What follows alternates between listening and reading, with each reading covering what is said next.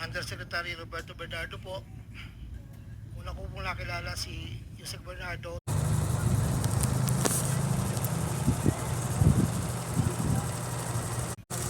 Labing-walong abogado.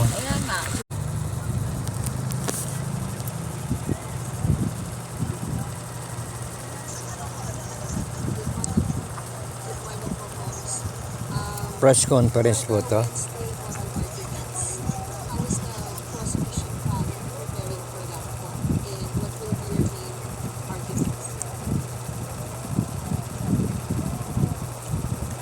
Press conference covered by DZMM Teleradyo. Well, yung oral argument, syempre, ultimately, meron pong final disclosure and statement. Si Representative Terry Ridon po. Pero wala naman po bago. Sasalita. Sa alam naman na po natin, the position ever since of House on the BIR box and yung po AMLC bank accounts.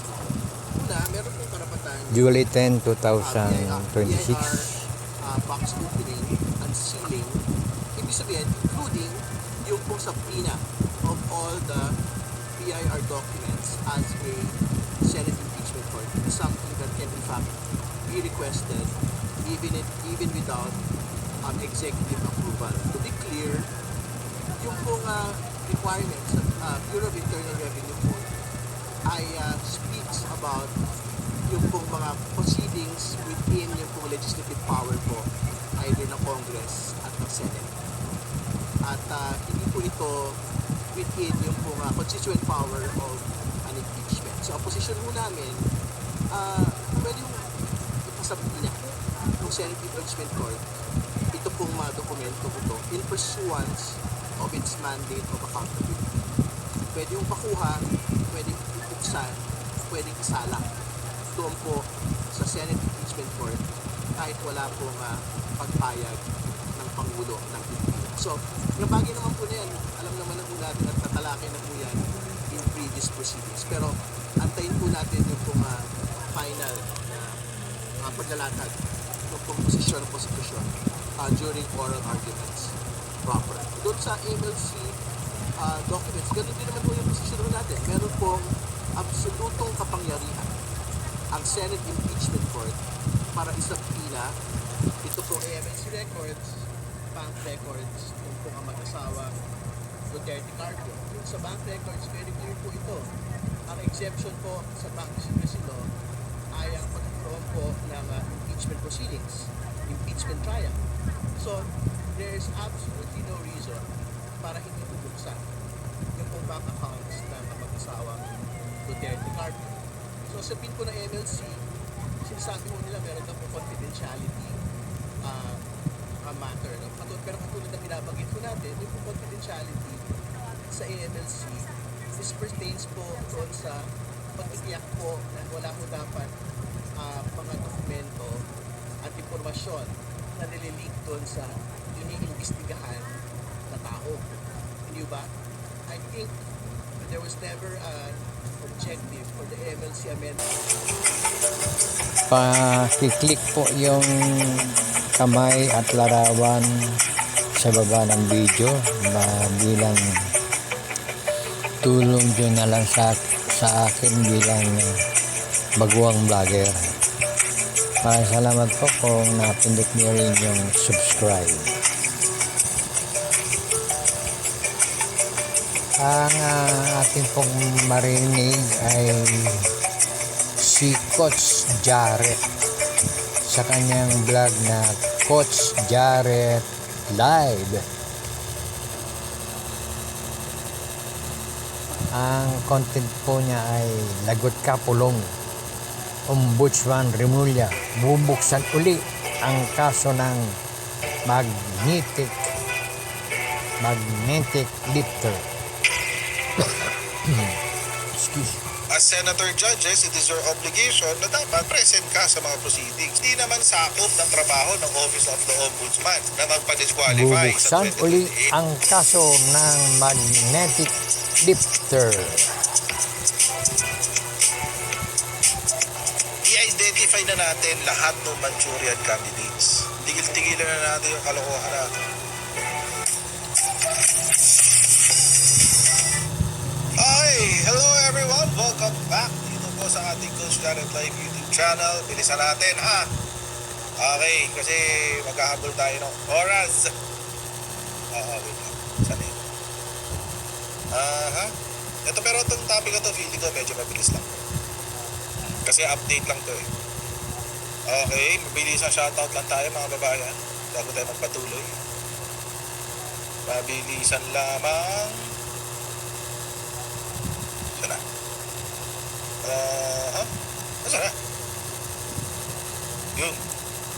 Okay, shoutout kay Ken Kulit, Softbites Unlimited, Mas Creative Media, Jose Oliva Lopez, kay Espiritu, Pepe Malonzo, Inoco, Kainko, Digna di Magiba, Boboy, Ate Mishi, Berto, Maribig Giray, Ken Kulitz.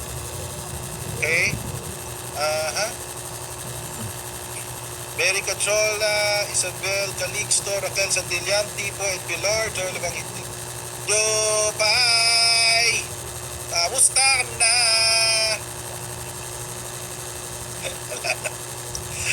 Ay, nako. Kailangan magpaano, kailangan magpagising. Huwag ka na mawala. Pinrivate yata ni DCRH. Nagtataka naman ako, bakit pinrivate ni DCRH? Oo.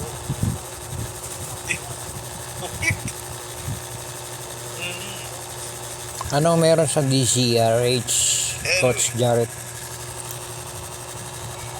Kaya yun. Next na balik ko ng Japan, maghahanap ako Otsuka Lotek. Yun ang next to target. Si Otsuka Lotek. Anyway, going back. Ano na nga nangyari? So, ang tagal lang hindi pinag-uusapan to. And actually, natawa ako kasi naipit daw to sa pigeonhole ng DCRH. Naipit sa pigeonhole. Bukas pa ipapublic. Nang loser naman nun. Ang loser naman, nakakainis naman yun. Anyway, wala, hindi na. Ito talaga. Anyway, going back. So, yun na nga. Pati sa DCRH, naipit siya. Oo. Si Jimmy Guban, sumulat sa DCRH para kay Ombudsman Remulla. Alay yun! Straight from Bilibid! Straight from Bilibid, guys! Ang galing! Galing ang Bilibid yung sulat, nakarating ng DCRH para ipadala naman sa Ombudsman. Okay.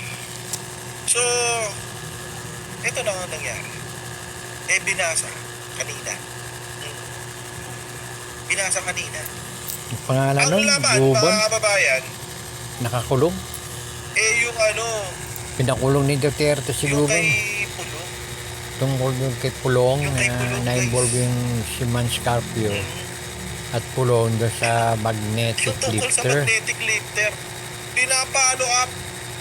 Actually, mga kababayan, ang weird nga, kasi kanina tanghali, iniisip ko, bakit kaya hanggang ngayon, nasa kaya yung kaso ng ombudsman laban kay Pulo?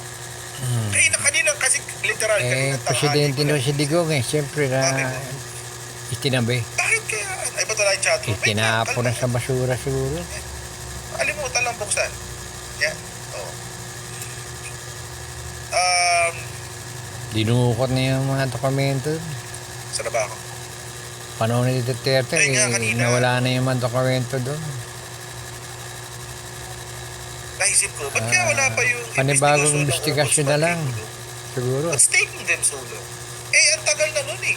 Panibago na lang. Napakatagal na kasi nun. Kasi baka Di ba sinira yun na, nga yung sinunog. unang flood control budget na pinag-usapan, yung 51 billion? Ang nag-expose pa nun, yung taong namimigay ng budget, si Saldico. Stop this rollaway. This is your sign to buy a flash flash on Lazada. Sa mga mahilig maglagay ng false flashes dyan, I recommend checking out on Lazada first. Look at this Guys, the quality is giving. Buti na lang talaga nakita ko to sa Last Flash. It's up to 70% off discount, zero minimum spend, and free shipping na. So kung mahilig ka magpaganda, check out mo na sa Last Flash. Kayo po ay nakikinig Lazada. sa aking YouTube channel, ang Danilo Dizon TV. Fast cash flow. Meron pa isa, Danilo Dizon 2.0.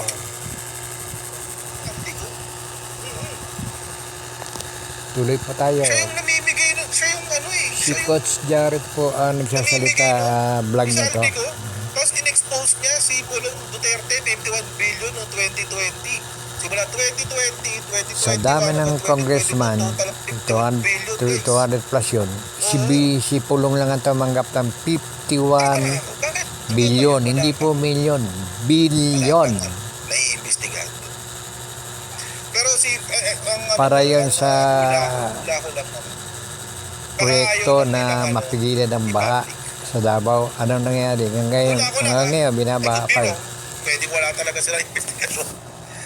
Pero ano, baka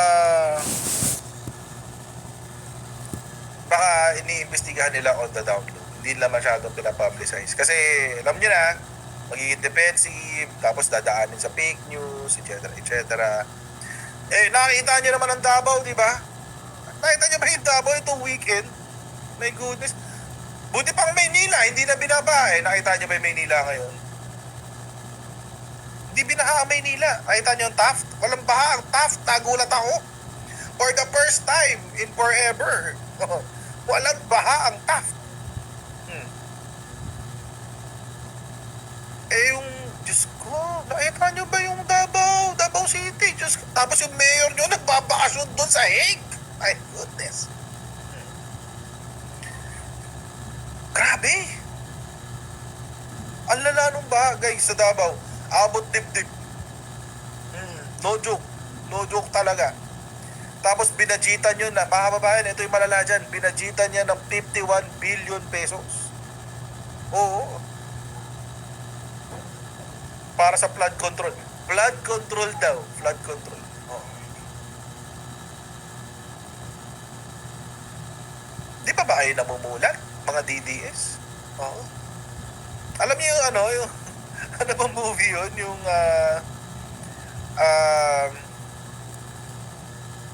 Diyos ko, ang makakalimutin ko recently.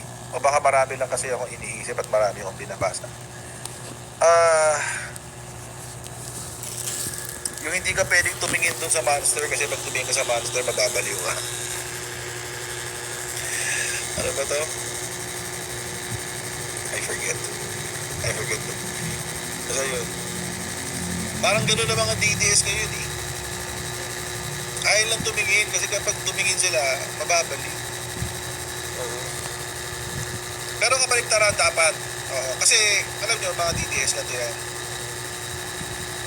Bird cage ba yun? The bird cage. Bird box? Parang bird box na yan. Parang bird box. Bird box? Yeah, bird box. Anyway, sa ano kasi sa mga DDS baliktad, ayaw nilang tumingin sa katotohanan kasi pag nakita nila ang katotohanan, mga kababayan, mamumulat sila sa pagiging walang kwenta ng mga Duterte. Abangan po natin kung kailan magsasagawa ng re-investigation si Ombudsman Boying Rimulya Bakit? Kasi dun ang sa tagal nilang minahal magnetic si Rodrigo Duterte. lifter. Ang tagal nilang minahal ang pamilya Duterte. Binuksan Tapos yun nakikita eh. nila lahat ng kawalangyaan ng Duterte. Mas Nung kahit panahon sa ni kanila, Duterte, shabu ang laman sa loob. So baliktad.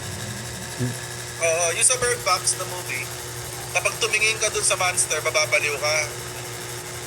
Sa mga DDS baliktad, ayaw nila tumingin dun sa katotohanan kasi mamumulat sila sa kawalangyaan ng kanilang amo, ng kanilang puhon. Baliktad, mas gusto nilang baliw sila, guys. No joke. Mas gusto nilang baliw sila kaysa yung makita nilang katotohanan. Promise. Zombie na raw sila, sabi ni Control Tower. Zombie na sila! Diba? Ganun sila, guys. Pero ito na nga. Punta ngayon tayo sa sulat ni Jimmy Buda.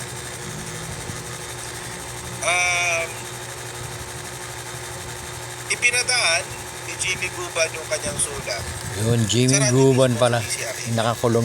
Oo. At ito ang sinabi. Nakulong panahon ni Digong. Tensya na po ngayon lang po natin nakuha. May galing ho ito kay Mr. Guban. Nung pinatatanong lang niya, medyo mahaba ho yung sulat. In gist, ang gist, ano nito, ano na daw ba ang nangyayari? Di ba doon sa naging kaso nung magnetic, ano ba yun? Yung lifter, tungkol doon sa nailabas sa coast. Nagtatanong isang reporter ng DCRH. Tapos meron Tinatanong si Ombudsman Boying Rimulya. yung letter ni Mr. Guban, pinatitignan lang niya sa iyo ombudsman kung ano yung mga pangyayari at i-review yung mga Inire-report ng DCRH yung transcript daw nung sulat na natanggap nila kay Jimmy Guban na nakakulong. Kausapin niya nila si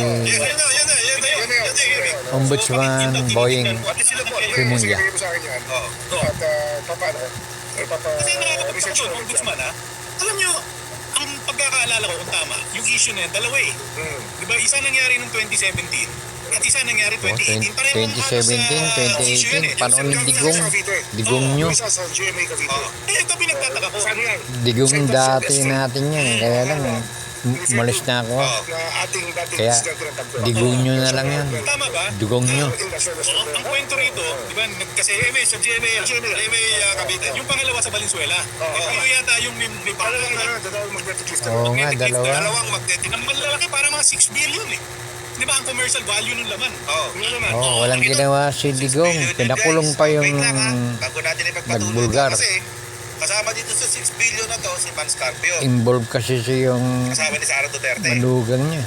At huwag niyo kakalimutan na Tsaka yung nagkaroon sila anak ni ng Duterte, si Paulo, congressman. 6.7 billion pesos na transaksyon sa bangko. Total. Eh malamang diyan So, pala imagine galing nyo yung na lang. pera.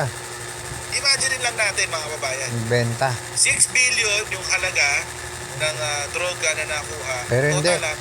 Nakumpiska yan eh. Hindi yan naging pera. Halaga na nakuha Hindi pala yan naibenta. Ibig sabihin na confiscated na sa costume yan. Sinunog na yan. Imagine nyo na lang kung pinagkatid. Kung sinunog. Kung Pag 3 hindi billion. ninakaw yung shabu.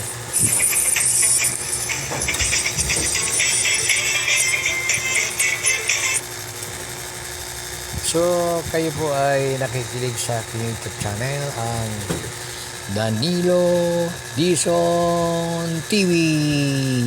At yung isa, Danilo Dizon 2.0. At meron akong Facebook page. Ang pangalan ay Garja Balita. So, pakiclick po yung kamay at larawan sa baba. At pag namabas yung subscribe, pakiclick na rin po. Maraming salamat po sa inyong suporta sa aking bilang isang baguang vlogger. Credit to Coach Jarrett. Sir, your permission. Good day po and God bless. Bastos, ganyan ang mangyayari.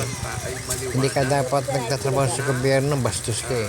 Violation ng Eh, sabi nga ng Pangulo eh, ng kanilang code of office. Kaya nga po, yung tao nagpapasweldo sa inyo, ang boss nyo. at Kaya pag nakakita nyo yung mga tao sa opisina nyo, 32 million maging magalang kayo. public trust Good morning sir, good morning ma'am. dapat inaasal. Maupo po kayo dyan. O, ganon. At ako po naniniwala yung mga Eh, pumunta po sa amin, yung mga nag-alal po sa amin, empleyado ka, ito yung official ka, mumuray mo yung amo mo. sana Anong mapapala ng mga nakikinig niyan sa'yo? Ano yung tinuturo mo? Buisit ka? Ha? Inday? Inday? Walang iya ka no? Buisit ka no? na kanila pong inaasahan sa kanilang mga leader. Tama. Balikan ko lang yung nasabi ni Kayo po ay nakikinig, nanonood sa aking YouTube channel, ang Danilo Dizon TV. At Danilo Dison 2.0. Meron din ba akong Facebook page ang Gardya Balita. Maraming salamat po sa inyong pakikinig. Credit sa DCMM Teleradyo. Muli po, until my next vlog, pakipindot lang po yung kamay at larawan sa baba. Thank you po very much. Good day and God bless.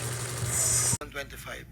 Pampanga, sa 2023, 1,125,000,000. 2024, 75 million lang po. Wala pong alam yung mga tao doon na DE. Ako lang po ang kausap nila. Hindi po alam nila yun ay kay Kong Saldi. Dahil ako lang po, hindi ko po pwedeng sabihin kung saan nanggagaling. Ito po, ang mga iba naman pong nagbababa ay nakilala ko ang kumpanyang Pearl Star.